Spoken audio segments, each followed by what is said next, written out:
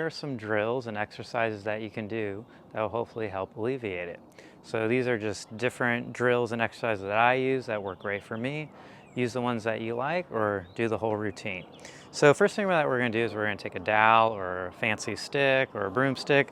We're just going to get it on our back. I'm going to kind of glue it to my shoulders and we're just going to rotate 10 times in each direction. So after you do 10, so 1, 1, 2, 2, you're going to do 10 and 10 side bending. So side bending, side bending. You should feel a nice stretch on each side.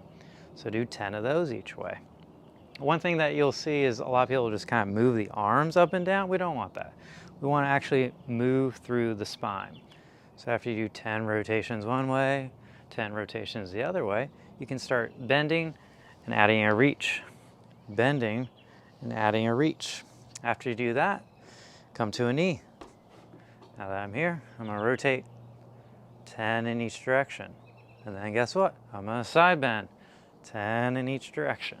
Then you're going to switch. You can get the other leg. You're going to rotate 10 from side to side, 10 side bending from side to side. The next drill that we're going to do is pelvic tilt. So this is a great way to loosen the low back and bring movement to the pelvis and the low back. So you can get into this position here. If you want, you can put something between the knees if you want to make sure everything's in a nice alignment, but it's not necessary. So now that I'm here, I'm going to put my hands on my pelvis. So I find my pelvic bone, and ideally I want both innominate or pelvic bones to move together in sync.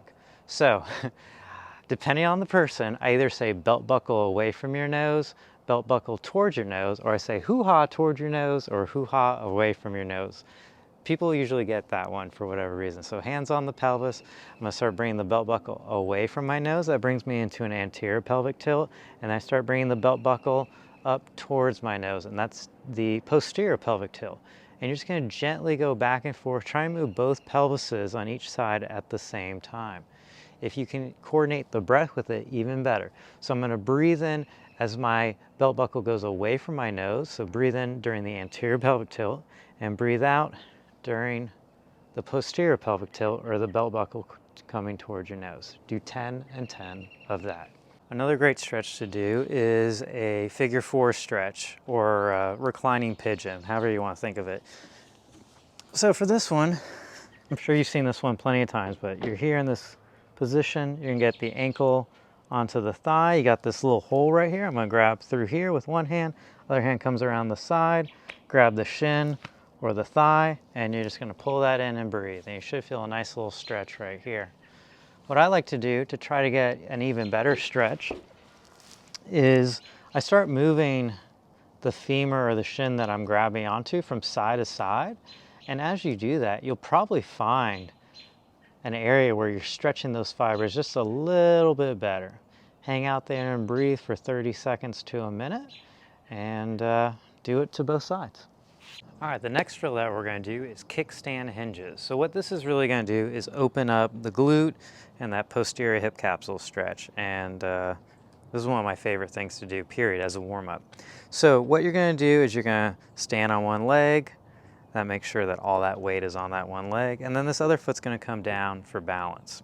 So next thing I'm going to do is put my hands on my hips. So I got that bony protrusion back here. I put my thumbs there and I grab onto my pelvic bones. So pelvic bones, soften that knee, boom. Now the biggest thing with this one is we want to make sure this shin angle does not snap back or change. If this changes, that means that we're not accessing the hip. We're just kind of moving our quad and our knee. So now that I'm here, most of the weight's on that front foot. I'm going to keep my hands on my hips so I know where my hips are in space. My butt goes back as far as it can, and I feel a good old stretch back here. And then to come back up, keeping this shin angle, I'm not snapping that back. I'm going to drive that foot hard through the floor. I'm charging it up, and that's going to allow me to bring that hip forward. So ultimately what happens is the hips slide back and the hips slide forward. The hips slide back and the hips slide forward. Showing you from the other leg, soften it, boom. This knee's not going to snap back. It stays right where it is. I'm going to slide it back and slide it forward. So as my butt goes back, my head and chest come down. I'm not rounding the spine. I'm just moving everything as one unit and then driving up. You can do 10 on one leg and 10 on the other. At first you might not notice too much of a difference, but once you're getting those like 7, 8, 9, 10 reps in, it's gonna be like, bam, you're really gonna be accessing a lot back here. Another stretch that we wanna do is a lat stretch. So the lats connect under the armpit and through fascia connect all the way to our hips. So when it gets tight, it actually pulls you into this position, which can cause a lot of low back pain. So what I'm gonna do is either grab onto like a door frame. In this case, I'm just gonna grab a railing. If you're in a gym, you can grab onto a squat rack, but I'll show you with my right side. So my right hand's gonna grab onto the door frame or the rack or whatever. So right hand grabs, I'm gonna step back just a little bit with that right foot. So right hand, right foot back. I'm gonna bend my knees so I kind of get a little squatty. And then from here, I'm gonna sink back, let that shoulder blade come forward, and then I'm gonna tuck my tail a little bit. So for me to tuck my tail without thinking about it, I'm just gonna squeeze my butt, just gently. See how it tucks underneath? So we're doing the opposite of that flaring motion. So I'm here, I'm gonna tuck my tail, and then I'm just gonna start breathing and just gently turn in towards that armpit, like I wanna smell it. You should start feeling a nice stretch all through here. You might even be seeing the wrinkles on my shirt, and that indicates that it's stretching. So do that for 5 to 10 breaths or 30 seconds. One movement that we're gonna do, and you notice we're focusing a lot on the hips. Why is that? Well, if the hips aren't working correctly, then the low back's gonna take a lot of the brunt. So we're gonna do a 90-90 hip shift position. So we get into this position here. Why is it called 90-90? I got a 90-degree angle at the knee, I got a 90-degree angle at the pelvis, 90-degree angle at the back knee. Now, if this is too challenging, what you could do is also put a yoga block or a couple pillows under here and sit under that. But now that I'm here, I'm gonna start driving this front shin into the ground. That's gonna help me get a little bit taller. And you might already feeling some stretching going on. So I'm gonna drive that down like a 5 out of 10. While I'm driving that down, I'm gonna start opening up this back leg. I'm thinking through the heel. That's kind of the fulcrum that I'm moving through. Once I get back here, I can't go any further. So I come to this bear sit position and I'm driving knees in both directions. So I get a nice groin stretch. Now while I'm here, thinking through that heel, I'm gonna let that start internally rotating. That's as far as I can go right now. I'm getting a nice little pinch right here. But now that I'm here, I'm gonna allow the body to flip over to the other side. Now we're 90-90 in the other position. I'm gonna start driving this front leg down about 5 out of 10. As I'm doing that, I'm gonna start opening this up. I get to this point, I can't go any further without this lifting. So I come to my butt in this bear sit position. Both knees are going out, I get a groin stretch. And then I'm gonna start internally rotating this back leg. That's as far as I can go right now. Then I let myself flop over. You're gonna do 5 to 10 of those in each direction.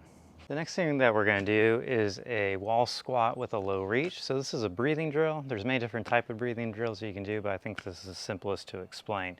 So this will help if our center of mass is moved forward. You can see that puts tension in my low back. This will move my center of mass backwards, stacking the rib cage over the pelvis, creating a nice relationship there, hopefully getting rid of any rib flare. So find a nice solid wall. Ideally, if you have a wall with some paint that you can slide up and down, that's ideal, but I'm showing you here.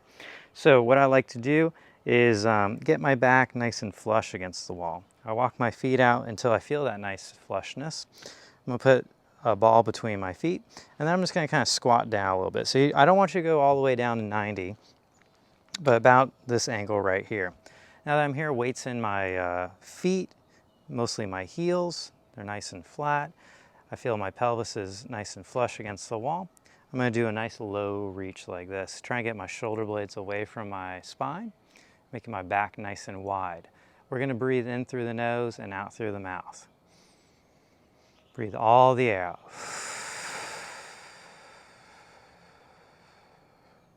As I breathe out, both sides of my ribcage are cinching in together, and I feel my side abs turn at the very end. Keep that tension, pause for a second, breathe in through the nose. Should feel like air is filling up your back. Breathe all that out. Silent inhale through the nose. Breathe all that air out. And do that for 5 to 10 breaths. It should feel good. Low back should stay relaxed, and it should feel like as you're breathing in that your back is expanding. So if you enjoy this material, I hope it helps you out. Maybe you do all of this and that helps with your low back, or you just find that a few of these help with your low back. There's other things that you can do, but obviously I try to make a concise video, so here you go. Like, comment, share.